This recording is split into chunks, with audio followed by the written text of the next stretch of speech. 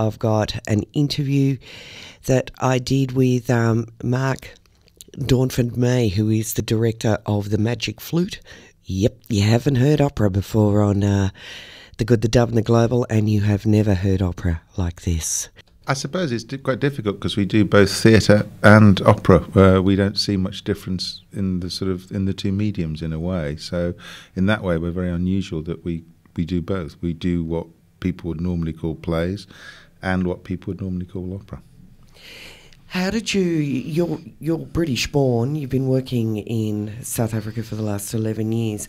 How did you come to form the ensemble with Pauline Malafane? Well, I went out there I went to South Africa, to Cape Town, to do a production, which was Carmen, and that was 11 years ago. And so I was originally going for 6 weeks, but I fell in love with the country, and I sort of stayed. And Carmen went well, so we've continued, if you like, from there.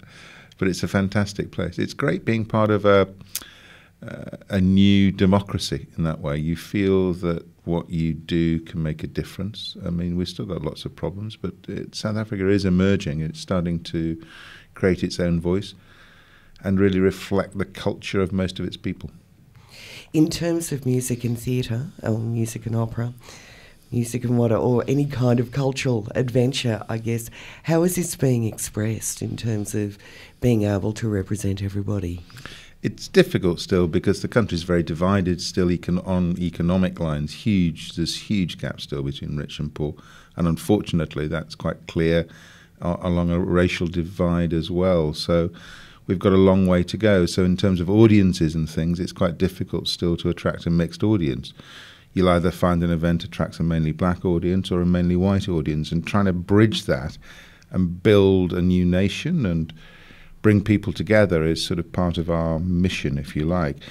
But I think what we're seeing now is an emergence of South African theatre which is trying to reflect the country as it stands now. In the past, there were two forms of theatre. There was a sort of an imitation of what was considered European theatre, and then there was political theatre. And there was sort of not much in the middle. And what we're trying to do at Isango is sort of try and find a way forward. I suppose in many ways our style and our approach is taken from what would have been the political theatre, but we often take stories from the European canon in order to sort of make our product. So you've done quite a few. I guess, reinterpretations. I think that's a good word. Yeah. So you've done Carmen. You've worked on Brecht. There's a few others in there as well that. You've done the Bible. You've done the Bible, really? No, that's an interpretation. And how many nights was that? we cut it down. We did the whole Bible within 2 hours. So. Is that right? Did we mention La Bohème? Did we mention the Mysteries? Yeah. What is it about these particular pieces? And now you're here with the Magic Flute. What is it about these particular pieces that makes you and the ensemble go, yeah, we want to work on that one? I suppose the most important thing is it's got to reflect something about what we want to say about South Africa. It has to do that first and foremost, sort of thing. So Carmen grew really out of the fact that there's still extraordinary sort of sexism existing right across all cultures in South Africa. So, and Carmen basically is the story of a woman who wants to become independent, sort of thing. Her last line is, "Free I was born and free I will die," and she's struggling against a very male-dominated world, and the only way she can make a living is to sort of try and control that world. So that was important to us. So that's why we chose that particular piece. With Magic Flute, the important thing for us was that it's about reconciliation. It's about people willing to struggle to achieve something.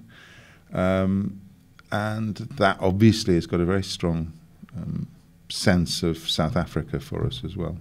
For people who don't know the story of the Magic Flute, and I must say that This is one of my first toe dipping exercises into the land of opera.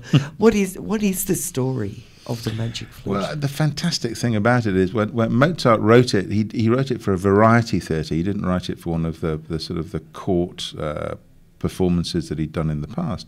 So it's got a fantastic life to it, and it's sort of a fairy story on one level. It's about a prince who is asked to go and rescue a princess.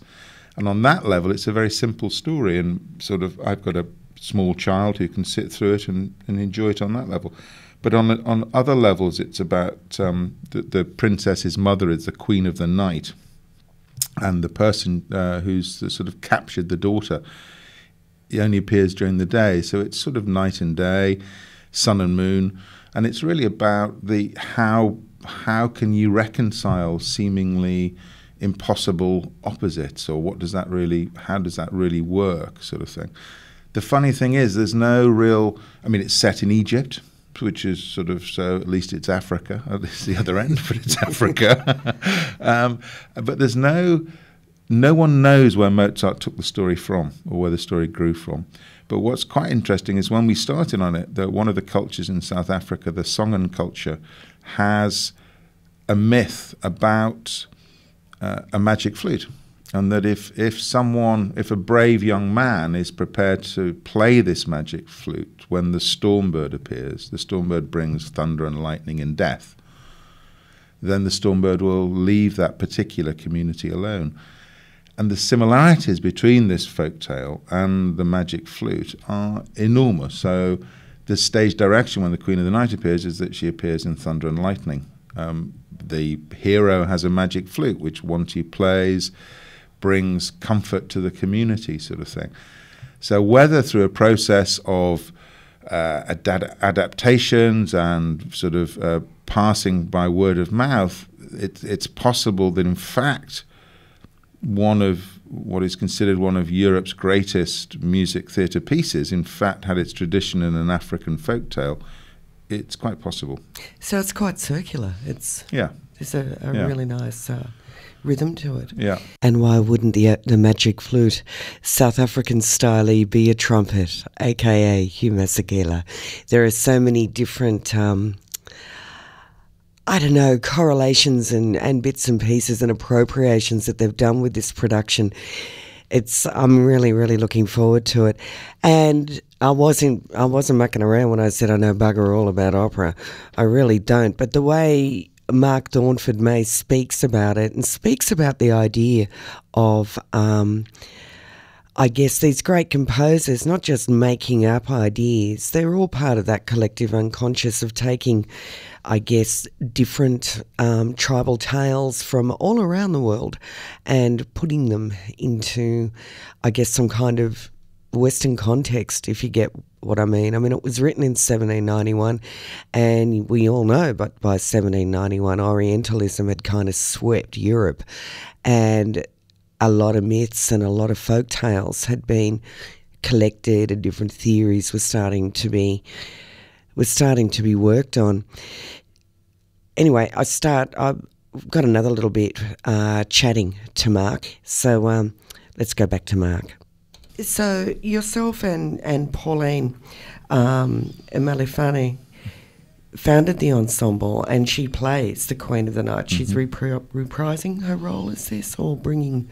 Is this the first time she's doing it? Or? Yes, it's the first time she's played Queen of the Night. Yeah, absolutely. Yeah. What is your working what's your collaboration process?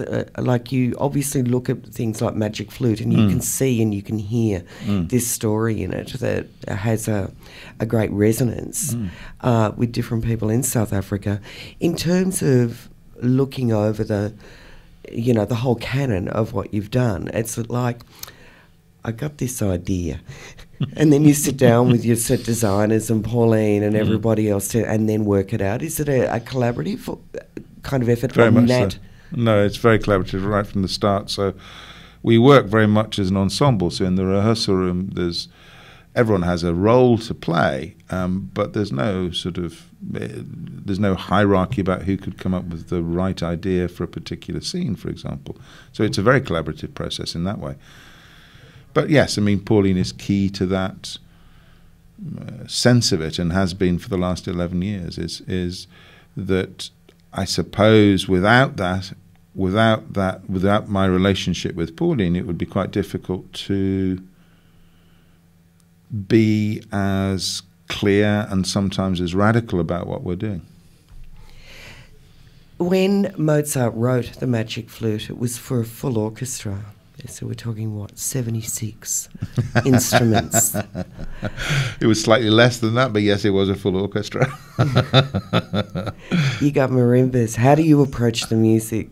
I'm really interested as to how you actually do this that. Is, I suppose, the big departure from our production to a production you would see anywhere else, is that we've moved the whole score onto marimbas, which are a traditional South African instrument. They're like a xylophone. That's the easiest way to describe them, a big xylophone.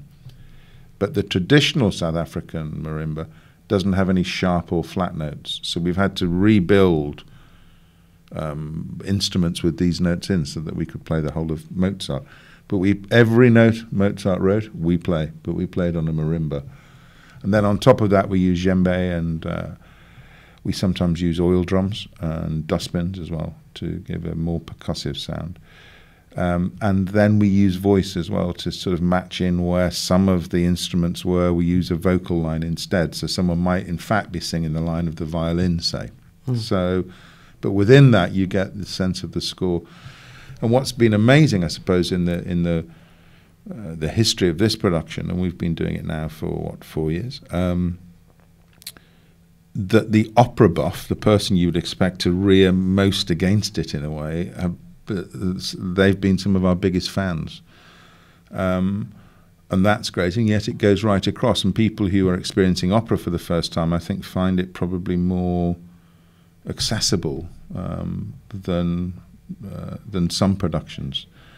And the lovely thing for me is that everyone plays marimbas. So, for example, say Pauline, once she leaves the stage, will then start playing a marimba. There's no difference between the marimba player and the singer in that sense. And I think that gives the performance a different sort of reality. How many marimbas?